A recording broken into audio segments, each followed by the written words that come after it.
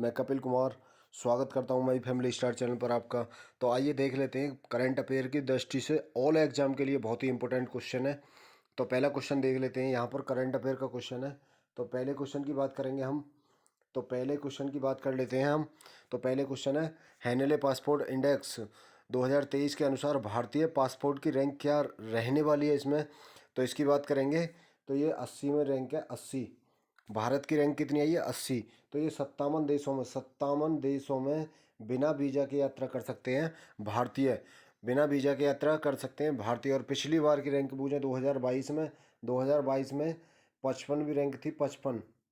55वीं rank थी भारत की। तो फर्स्ट स्थान पर कौन है? तो फर्स्ट पर है सिंगापुर।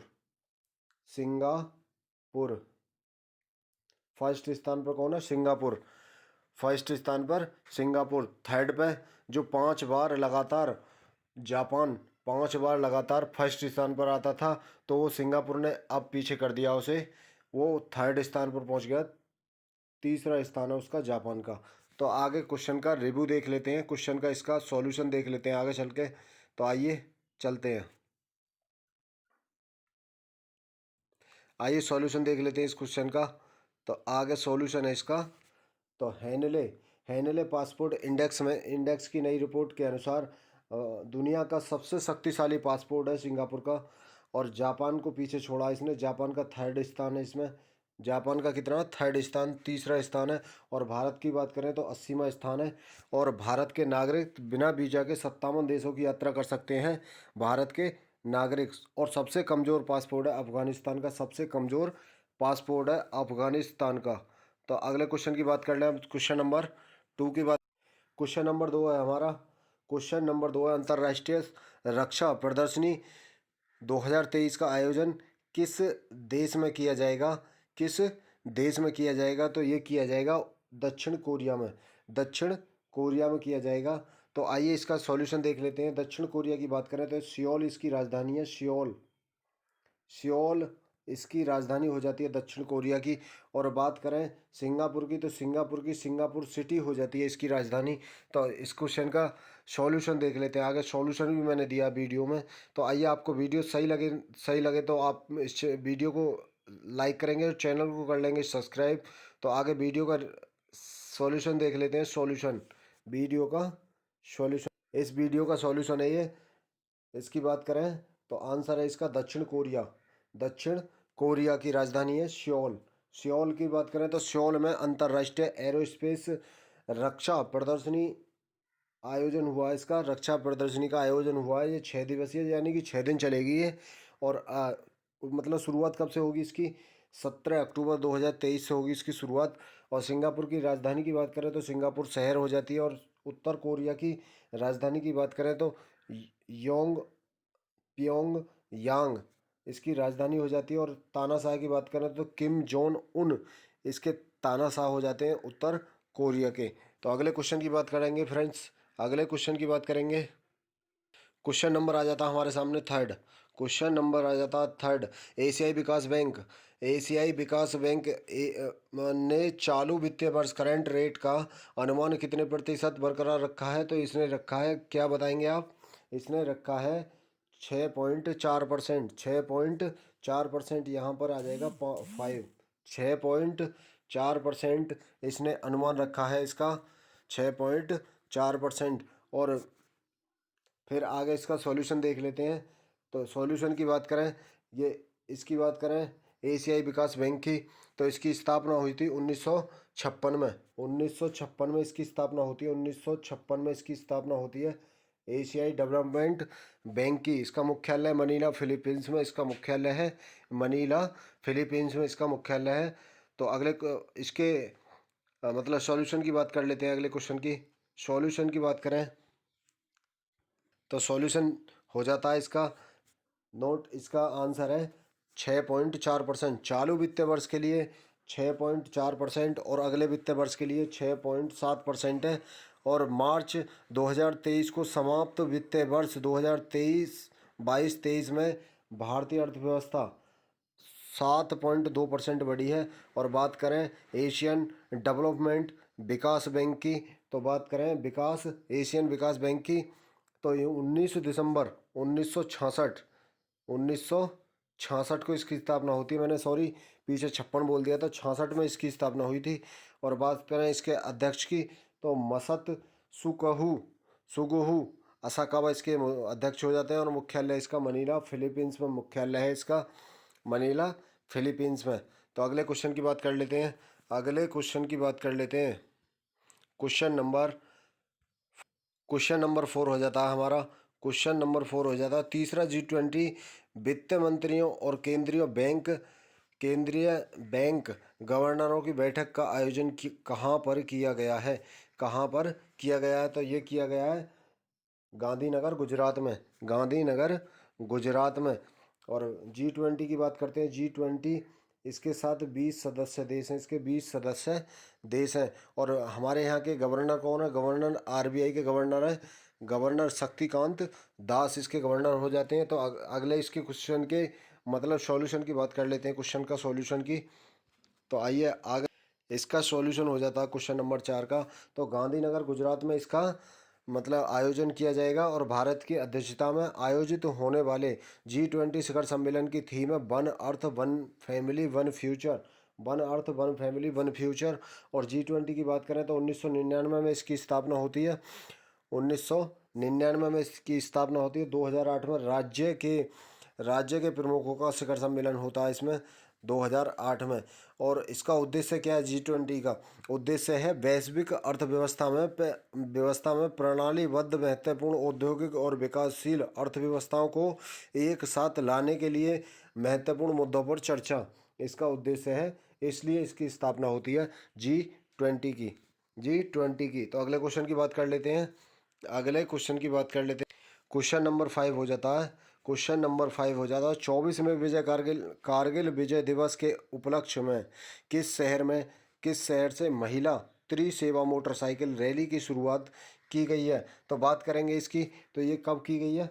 ये की गई है यहाँ से नई दिल्ली से शुरू होकर ये जाएगी द्रास लद्दाख तक, द्रास लद्दाख तक, द्रास से शुरू होगी और लद्दाख तक जाएगी, लद्दाख तक जाएगी। तो इसका सॉल्यूशन देख लेते हैं, आइए आगे। तो इसका सॉल्यूशन है आगे, तो ये है आंसर है इसका नई दिल्ली 69वां संविधान संशोधन विशेष केंद्र शासित प्रदेश का दर्जा प्रदान करता है। 69वां संविधान संशोधन किसके लिए? नई दिल्ली के लिए। तो बात करें इस रैली की, ये रैली राष्ट्रीय युद्ध स्मारक नेशनल वार मेमोरियल दिल्ली से शुरू होकर कारगिल युद्ध स्मारक द्रास में समाप्त होगी। नाम है इसका नारी शक्तिकरण महिला मोटरसाइकिल रैली है इसका नाम, महिला मोटरसाइकिल रैली इसका नाम है। तो अगले क्वेश्चन की बात कर लेते हैं, क्वेश्चन नंबर 6 की। क्वेश्चन नंबर 6 हो जाता है जीवन बीमा लाइफ इंश्योरेंस कॉरपोरेशन के नए प्रबंधक MD के रूप में किसे नियुक्त किया गया? तो ये किया गया सतपाल भानु को नियुक्त किया गया है। तो इसके कुछ मतलब सॉल्यूशन की बात कर लेते हैं, इसके सॉल्यूशन इसका सॉल्यूशन हो जाता है। तो आंसर है इसका सतपाल भानु। और बात करें LIC की, तो LIC की स्थापना हुई थी 1 सितंबर 1956 में, 1 सितंबर 1956 में इसकी स्थापना हुई थी। तो मुंबई में इसका हेडक्वार्टर है, मुंबई में। और स्टेट बैंक की बात करें, भारतीय स्टेट बैंक की स्थापना हुई थी 1955 में, 1 जुलाई 1955 में इसकी स्थापना। और बात करें संस्थापक, तो भारत सरकार ने इसकी स्थापना की थी। और वर्तमान में अध्यक्ष बूझे अरुंधति भट्टाचार्य इसके अध्यक्ष हो जाते हैं, अरुंधति भट्टाचार्य इसके अध्यक्ष हो जाते हैं। तो अगले क्वेश्चन की बात कर लेते हैं,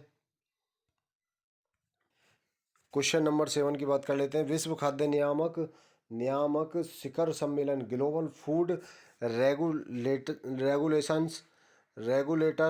और समिट 2023 की मेज़बानी कौन सा देश कर रहा है? तो इसकी बात करते हैं, कौन सा देश कर रहा है? तो ये है भारत, हमारा भारत कर रहा है इसकी मेज़बानी। और पहली बार कर रहा है भारत, फर्स्ट बार इसकी अध्यक्षता कौन कर रहा है? भारत कर रहा है। तो रूस की बात करें, तो मॉस्को इसकी राजधानी हो जाती है, मॉस्को। मॉस्को रूस की राजधानी। अमेरिका की राजधानी हो जाती है न्यूयॉर्क। न्यूयॉर्क अमेरिका की राजधानी हो जाती है, न्यूयॉर्क। और बात करें फ्रांस की, पेरिस राजधानी हो जाती है, पेरिस।